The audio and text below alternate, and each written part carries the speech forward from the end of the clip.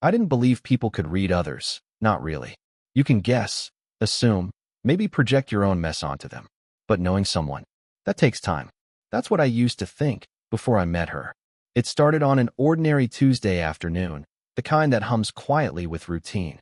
I worked at a small repair shop just off the main street. A mix of humming fluorescent lights, the faint scent of machine oil, and the slow drag of time between customers. Phones, watches, radios, small broken things that didn't talk back. I liked it that way. She came in with a wristwatch. A silver one, delicate but worn, a few scratches on the glass, the strap loose at the clasp. It didn't match her. She was dressed like someone who didn't have time for sentiment. Crisp shirt, beige coat, hair tied up in a loose bun that looked unintentional but probably wasn't. Her voice was calm when she said, "It stopped working a few days ago. I think it's just the battery." When she handed it to me, her fingers brushed mine, barely, but long enough for me to register warmth. Her nails were neat, her skin cool. "Shouldn't take long," I said. She nodded, glancing around the shop as if looking for something to anchor her gaze. There wasn't much to see. A counter, a couple of half-fixed devices, an old radio playing too quietly.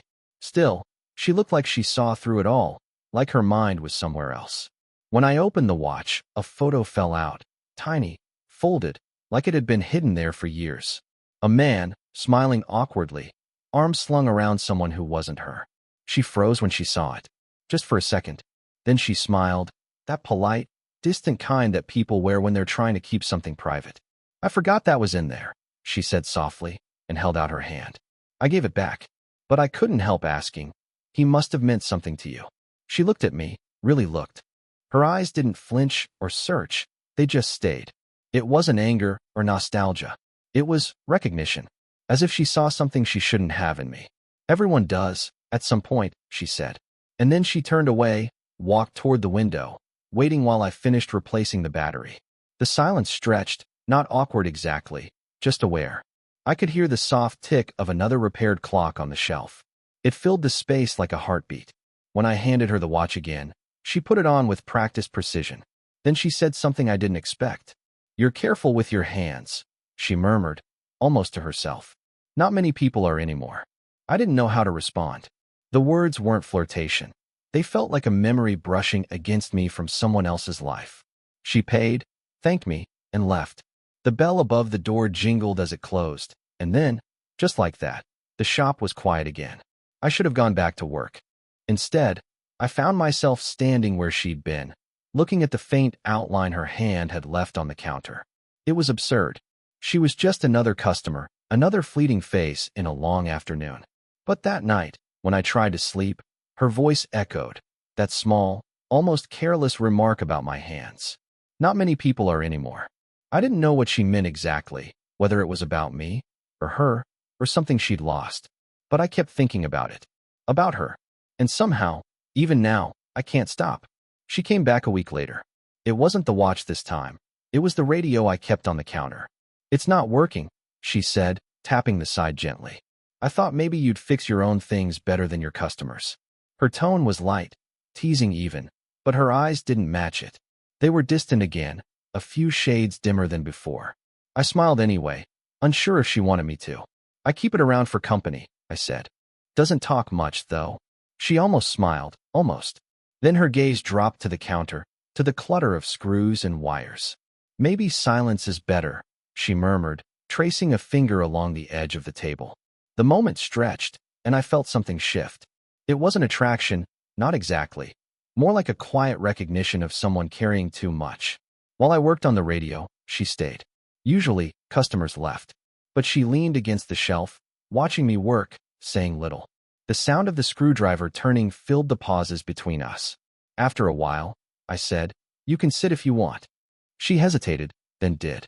Her coat brushed against her knees as she settled into the chair. Her hands, the same ones that had brushed mine before, rested in her lap, motionless. I noticed the fine lines near her knuckles, the way her fingers tapped once and stopped, as if she caught herself. "You work a lot," she said. "Not really. Just enough to stay busy." "Busy is good." "Is it?" I looked up. She met my gaze for a fraction of a second, then looked away. "It keeps you from remembering things." The screwdriver slipped in my hand, Barely, but she noticed. Her tone wasn't casual. It carried the weight of someone who'd tested that theory and lost. The radio finally crackled to life. A static hum, then a faint old song, something distant and warm. She smiled at that, this time without holding it back. It changed her completely. For a second, she looked younger, or maybe just lighter. "That song," she whispered. "I haven't heard it in years." I waited, thinking she might say more. She didn't. When I handed her the radio, she took it carefully, her thumb brushing the volume knob. "Thank you," she said, and then paused. "You have this way of fixing things that shouldn't still work." "I just replace what's broken." Her eyes lifted to mine again, steady, unreadable. Not everything can be replaced. Something about the way she said it made the room feel smaller. I could hear her breathing. My own heartbeat, steady but heavy. She stood up, slinging her coat over her shoulder. The song on the radio faded behind her as she turned to leave. But just before stepping out, she looked back, the faintest smile, eyes soft, as if she wanted to say something but thought better of it. The door closed, and all I could think was how the scent of her perfume, faint, like jasmine left in the rain, still lingered in the air long after she was gone. It was raining the evening. She asked if she could wait out the storm in the shop. The lights flickered once, then steadied. Everything looked a little softer under the gray haze that pressed against the windows. "I was walking back from the bookstore," she said, shaking the raindrops from her coat. "Didn't think it would pour this hard. Seems like it's been waiting all day, too," I replied, moving a box aside so she could sit on the workbench. She hesitated, the kind of pause that holds too much thought, then sat. The room felt smaller with her there. The rain outside muffled the world, leaving only the soft hum of electricity and the rhythmic patter on the glass. She unbuttoned her coat, slowly, revealing a dark blouse, sleeves rolled up just enough to show the faint edge of an old scar on her wrist. I tried not to stare, but she noticed anyway. "It's from years ago," she said. "A window that wouldn't open." She smiled lightly, but the story didn't match the expression. "You're good at pretending things don't hurt," I said before thinking. Her smile faded, but she didn't look away. "You talk like you know me." "I don't," I admitted. "But sometimes it feels like I do." That silence again, not heavy, but alive. Her fingers traced the edge of the bench, stopping where the wood was splintered. The storm outside grew louder, wind pressing against the glass, thunder rumbling far away. She exhaled, almost a sigh. "You remind me of someone," she said quietly. "Someone good. I don't know anymore." She said it so softly I almost missed it. I wanted to ask who, but something in her tone warned me off. Instead, I offered her a mug of coffee from the small machine near the counter. She took it with both hands, eyes fixed on the rising steam. Then her phone buzzed. She didn't move at first, just looked at the name on the screen. Her thumb hovered over decline before she pressed it. The sound cut through the room like a blade. "Someone important?" I asked. Her lips curved in a tired half-smile. "Used to be." She put the phone down, but her shoulders stayed tense. I could see the fine tremor in her fingers when she lifted the mug again. Instinctively, I reached to steady it. Our hands almost touched, but she drew back at the last moment. "Sorry," I murmured. "Don't be." Her voice softened. "You just remind me how easily people forget boundaries." I didn't know if she meant me or herself. The rain kept falling, softer now, tracing long trails down the window. She looked toward it, her profile lit by the flicker of the streetlight outside, tired, distant, and beautiful in a way that had nothing to do with youth. When she finally turned back to me, she opened her mouth as if to say something, then stopped. Instead, she reached for her coat. "I should go." I nodded, though every part of me wanted to ask her to stay. At the door, she hesitated again. The storm had slowed to a drizzle, but she didn't step out yet. "You shouldn't look at people the way you do," she said without turning. And before I could ask what she meant, she was gone, leaving only the faint warmth of her coffee cup on the counter, and the ache of something almost spoken still hanging in the air. She came later than usual that evening. The shop was half-lit, the air heavy with the kind of stillness that makes small sounds echo, the tick of clocks, the low buzz of the ceiling fan, my own heartbeat somewhere in the quiet. I didn't hear the door at first, just her voice. "You close late." I turned. She was standing by the doorway, hair slightly undone, eyes shadowed. There was something raw in her posture, not tiredness exactly, but the look of someone who'd been fighting herself all day and finally lost. I couldn't sleep, she said when I didn't answer. I thought, maybe the noise here would help. The noise? I smiled faintly. You mean the silence? She gave a small shrug, stepping closer. Sometimes silence is all that's left when words stop working. Her tone wasn't bitter, just matter of fact. She moved around the room like she'd been here 100 times, fingers brushing the counter, tracing a coil of wire, lingering over an unfinished repair. Her presence filled every corner. You've been avoiding looking at me lately, she said. I froze. I haven't, I lied. You have. She turned toward me, and for the first time, there was no polite distance in her gaze. It's easier that way, isn't it? To pretend there's nothing happening. I swallowed. What is happening? She exhaled. A small, shaky breath that made her seem human in a way I hadn't seen before. That's what scares me, she said. I don't know. The clock on the wall clicked once. Twice. Neither of us moved. I wanted to tell her how she'd changed the air in the room since the first day, how I noticed when she wasn't here, how her absence lingered louder than her voice ever did. But I couldn't find the words that wouldn't sound foolish. You're younger, she said suddenly. You'll get over this. Over what? She hesitated, then whispered, whatever this isn't. The way she said it, restrained, almost desperate, made something inside me twist. I took a step closer, not touching her, just enough for her perfume to reach me again. Jasmine and rain. You don't have to run from this, I said quietly. She looked up, her eyes glossy but dry. I'm not running. I'm just trying not to drown in it. The silence that followed was unbearable. She stared at the workbench, I at her hands. Neither of us moved. The line between us wasn't drawn anymore. It was something invisible we both felt pressing against our skin.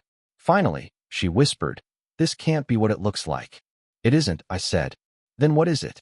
I didn't know how to answer. Every word I could think of felt like a lie. She stepped closer, close enough for the edge of her sleeve to brush mine. The faintest touch, accidental or not. Her breath hitched, mine followed. Then she said, barely above a whisper, you make me remember what I promised myself I'd forget. And before I could respond, she turned away, leaving that single sentence ringing through the room, heavier than any confession could have been. It happened on a quiet morning, the kind that pretends to be ordinary until it isn't. The light through the front window was pale and gentle, touching everything in the shop with a kind of false calm. She was sitting on the stool near the counter, coat folded neatly beside her, scrolling through her phone without really seeing it. I was fixing an old pocket watch someone had brought in, delicate gears, slow work, steady hands. We hadn't spoken much since that night. Every word since then had been small talk dressed in self-control. Then her phone buzzed. She looked down, and her entire posture changed, stiffened, then hollowed. She didn't answer, just listened to the voicemail as the seconds dragged on. The air around us thickened, though neither of us said a thing. When it ended, she pressed her lips together, locked the screen, and slid the phone face down on the counter. Bad news? I asked, too gently. Her eyes lifted to mine, and for a second, she looked like she might lie. But she didn't. It's from him, she said. My husband. The words hung there. I'd never asked about her personal life. I didn't have to. Some boundaries felt sacred even in silence. I thought you said, I stopped. She nodded slowly. We've been separated. A long time, actually. But he still calls when he feels lonely. It's easier to reach for something familiar than face what's gone. Her voice wavered near the end, though she masked it with a faint, practiced smile. You remind me of him, she said suddenly. Not in how you speak. He never listened. But in how you stay quiet when you should ask questions. I didn't know what to do with that. She reached into her bag and pulled out a small photograph, the same one I'd seen months ago, hidden in her watch. She placed it on the counter between us. I thought I'd thrown this away, she murmured. But I couldn't. In the picture, she was younger, maybe my age. The man beside her looked proud, certain, like someone who'd never known doubt. She was smiling too, but not the same way she did now. It was the kind of smile you wear before you learn what it costs to keep one.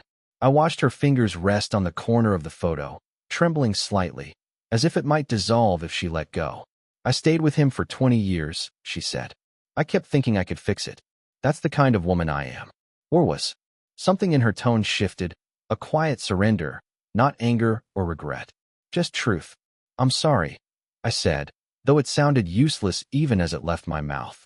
She looked at me, really looked, eyes softer than I'd ever seen them. Don't be. You just remind me what it feels like to be seen again. That's all. For a long moment, neither of us moved. The photo sat between us like a fragile secret, the air pulsing with all the things neither of us had language for. Then she did something small, almost unnoticeable. She reached out and turned the photo face down. And just like that, everything between us changed. Not louder, not clearer, just deeper. As if a door had closed quietly, and neither of us could remember when it opened in the first place. The first snow of the season fell that night, slow, quiet, the kind that makes everything feel like a secret. The shop was empty except for her and me. I hadn't expected her to come. She hadn't said she would. But somehow, I wasn't surprised when the door opened and she stepped inside, brushing the snow from her coat, shaking the cold from her hands. No words, just the sound of her breathing and the soft click of the door closing behind her. I couldn't stay home, she said after a moment. Everything there felt too loud. I nodded, not trusting myself to speak. She walked around the shop like always, touching familiar things, tracing them as though to confirm they were still there. Her movements were slower now, heavier somehow. Did you listen to the message? I asked quietly. She paused by the counter. I did. He said he's sorry. I waited, but she didn't continue. Are you going back? Her lips parted, the faintest hesitation. No, there's nothing to go back to. Just the version of me that used to wait for him to remember I existed. The words were soft, but they hit hard. I turned the screwdriver in my hand just to have something to hold. And now. She looked at me, and I could see it. The exhaustion, the release, the small flame of peace beginning to form. Now I'm just learning to be alone without feeling lonely. I smiled a little, though my chest ached. That's harder than it sounds. She came closer, stopping across the counter. We'd stood like this 100 times before, but this time the space between us wasn't full of tension. It was full of understanding. Heavy, steady, familiar. I didn't mean to make this complicated, she said. You didn't, I replied. It just became what it had to. Her gaze softened. You always make things sound simple. They're not. I just stopped pretending they're not there. Something broke in her then. Not a sob, not tears, just a tremor of honesty. She reached out, resting her hand on the counter, inches from mine. The moment stretched thin. I didn't move closer, but I didn't move away either. Outside, the snow pressed softly against the glass. Inside, everything slowed. The air felt thick with the weight of things unspoken. All the almosts, the maybes, the quiet truths we'd both carried. I don't know what this is, she whispered. Me neither, I said. But it feels real. She nodded once, as if that was enough. And for a long moment, we just stood there, two people who had run out of words, out of excuses, out of distance. Then, gently, she turned her hand until her fingers brushed mine. It wasn't a gesture of promise or desire, just presence. A quiet surrender. The clock on the wall ticked once, and everything settled. When she finally spoke again, her voice was barely audible. Thank you for not asking for more. I wanted to tell her that this was more. This silence, this nearness, this fragile peace between us. But I didn't. Instead, I let the moment be what it was, quiet, unfinished, and real. Outside, the snow kept falling, erasing everything except the sound of two people breathing in the same small space, pretending not to notice the warmth growing between them. It's been months since I last saw her. The shop looks the same, though the silence feels different now, less like emptiness, more like memory. The clocks still tick in uneven rhythm. The smell of machine oil still lingers in the air, but something in me doesn't move the same way anymore. I keep her radio on the shelf, the one I fixed the night the storm hit. It still hums faintly when I turn it on, a low, crackling reminder of that voice, that song, that evening when the air between us felt too fragile to breathe in.